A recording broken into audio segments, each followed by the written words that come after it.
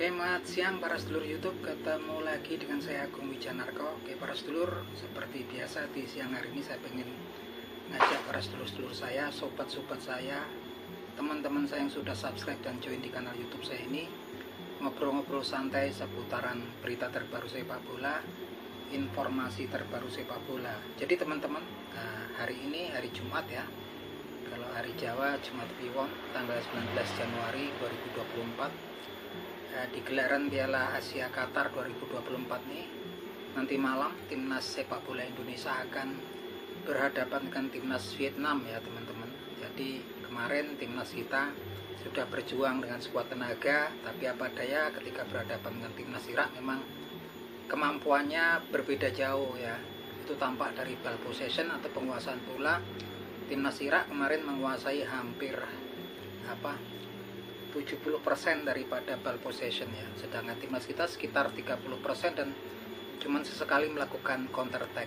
Nah, itu bisa kita lihat berarti di situ kualitas permainan, keterampilan atau penguasaan bola memang masih jauh dari timnas Irak, kita harus akui. Terlepas dari itu, di grup D memang kalau bisa masuk runner up kita bisa lolos ke babak 16 besar. Dan itu yang memang dikatakan sebelumnya, jauh-jauh hari sebelum Piala Asia di Qatar yang dimulai, Coach Sintayong sudah menyatakan targetnya yaitu harga mati untuk lolos di babak 16 besar. Tapi memang di grup D, di Piala Asia di grup D ini dihuni oleh Jepang, kemudian ada Irak dan Vietnam. Ya, memang dari ketiganya ranking sepak bola kita di dunia itu paling rendah ya di grup D. Yang jelas kemarin kalah kita dari Irak yaitu 3-1, dan tentunya lawan yang akan kita hadapi juga sisanya adalah Jepang dan Vietnam. Jepang tentunya untuk cari draw aja tentunya timnas kita akan susah ya, peluangnya sangat kecil. Dan kalaupun nanti malam ketemu timnas Vietnam, kalau menurut saya pun untuk cari draw dengan Vietnam pun berat ya, karena memang kalau kita menilik daripada 4 kali pertemuan negara kita, timnas sepak bola Indonesia dengan timnas Vietnam dari tahun 2020 ya sampai 2022 itu 4 kali kita kalah terus ya. Ada kalah 2 kali, draw 2 kali. Pertama sekitar tahun 2020 itu kita kalah 4-0 ya sama timnas Vietnam, kemudian 0-0. Di 2021 itu 0-0 dan kemudian kalah 2-0. Artinya di sini kita kalah kemasukan gol hampir 6 gol dari 4 kali pertemuan terakhir dengan Vietnam, dan sama sekali belum pernah masukkan gol ke gawang Vietnam. Walaupun sekarang timnas kita sudah berubah jauh gitu kan, karena memang datangnya beberapa pemain naturalisasi, itu belum tentu menggambarkan kemudian kualitas kita bertambah, kita belum tentu, karena yang masuk juga adalah pemain-pemain muda, pemain-pemain yang belum menjadi memiliki posisi kunci di klub-klubnya masing-masing gitu kan. Dan kemarin juga kita lihat juga pemain sekelas Jordi Amat gitu kan, yang dulu pernah bermain di Liga Inggris, kenyataannya beberapa kali pertandingan ya faktanya membuat blunder terus ya teman-teman.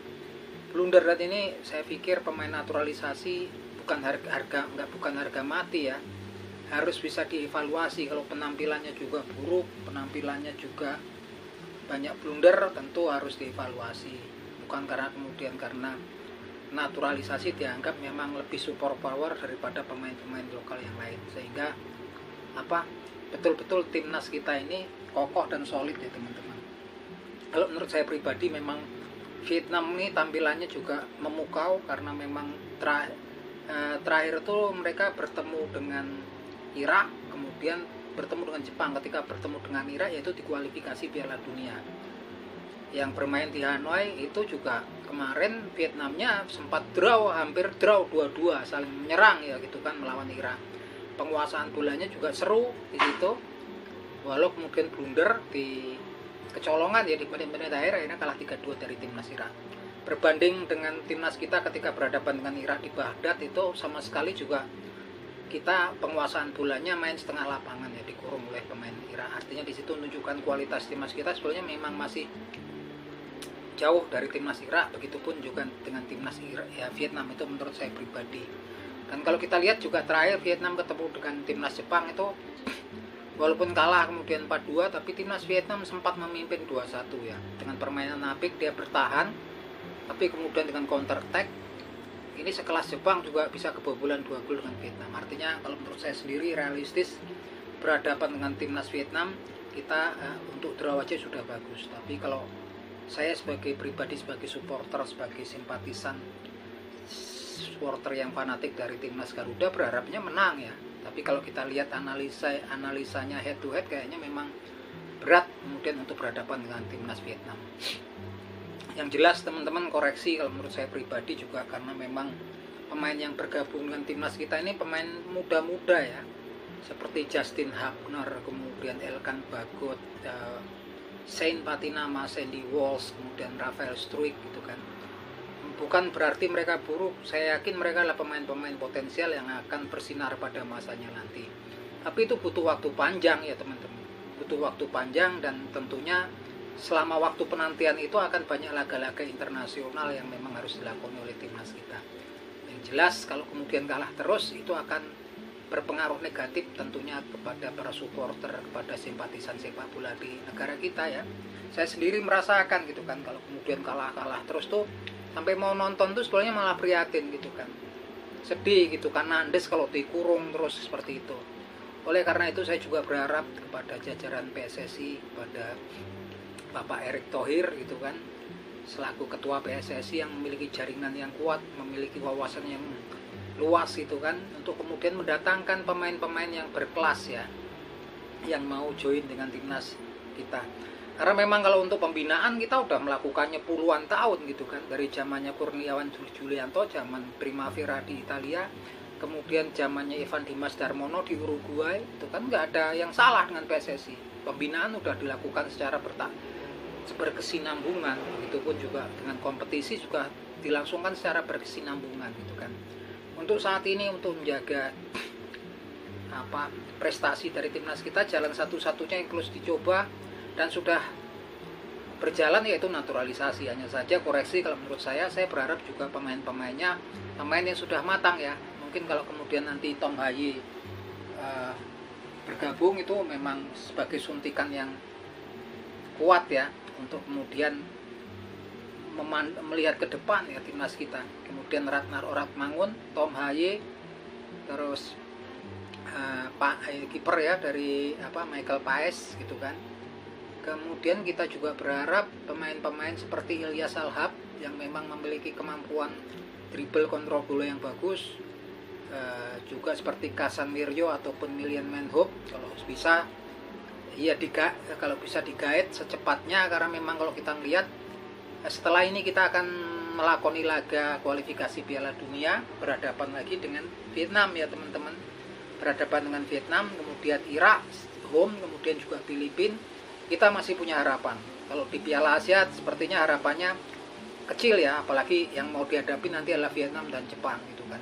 Lawan Irak kita sudah kalah, artinya memang harapannya kecil kalau kita bisa menatap ke depan. Dan saya berharap jajaran PSSI bergerak cepat untuk kemudian merekrut Tom Haye, Ratnar Oratmangun gitu kan. Jangan sampai kemudian kita blunder, karena yang tergabung saat ini kebanyakan pemain muda dan kebanyakan pemain-pemain yang lini bertahan ya, seperti Justin Hubner, Elkan Bagot, walaupun ada eksperimen ya, Justin Hubner kemarin dipasang sebagai defensive midfielder gitu kan, masih muda-muda semua ya. Dan terakhir Jahid Zesti, pemain-pemain bertahan.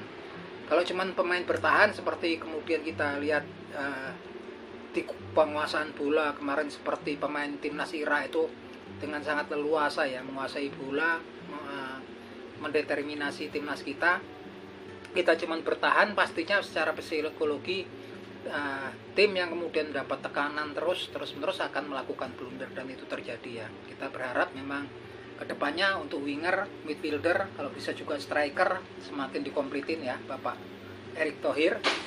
Ini permohonan kita sebagai supporter, sebagai fans fanatik timnas merah putih, timnas Garuda. Kita berharap selain permainan bagus, kita juga butuh kemenangan, kita butuh kegembiraan gitu kan, sehingga kedepannya positif perkembangannya ya. Kalau kalah terus nih udah beruntun toh.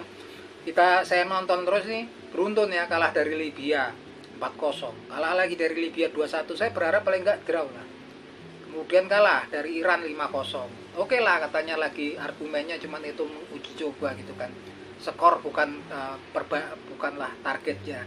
Tapi kemudian nyatanya ketemu Irak, gebuk lagi 2-3-2, 3-1. Nanti malam kita nanti, tapi saya juga nggak berharap banyak karena memang lawannya Vietnam, realistis, memang sangat berat. Tapi sebagai supporter, saya berharap memang kita masih bisa berbuat banyak, paling tidak draw ketemu Vietnam, kalau bisa menang. Oleh karena itu, kita berharap banyak kepada Bapak Erick Thohir dan seluruh jajaran PSSI agar mendengarkan kita ya, para supporter, para fan fanatik. Harapan kita agar didatangkan pemain-pemain yang top sekalian ya teman-teman. Ini memang harapannya, seperti manajemen klub aja lah gitu kan.